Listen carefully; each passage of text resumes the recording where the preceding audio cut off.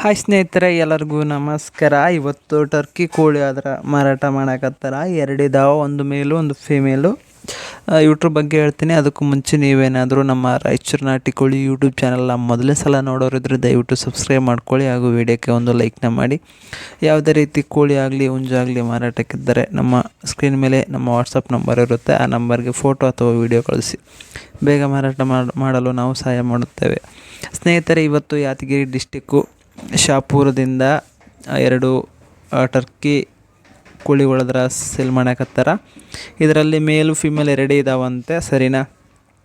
ಈಗ ಮೇಲ್ ಬಂದುಬಿಟ್ಟು ಆಲ್ರೆಡಿ ಮೊಟ್ಟೆ ಇಡೋಕ್ಕೆ ಸ್ಟಾರ್ಟ್ ಮಾಡಿದೆ ಅಂತ, ಆಲ್ರೆಡಿ ಒಂದು 2-3 ಮೊಟ್ಟೆ ಇಟ್ಟಿದೆ ಅಂತ ನೋಡಿ. ತೂಕ ಬಂದು ಸುಮಾರು ಒಂದು 3 kg 5 kg ಇರ್ಬೋದು ಅಂತ ಹೇಳಿದ್ದಾರೆ.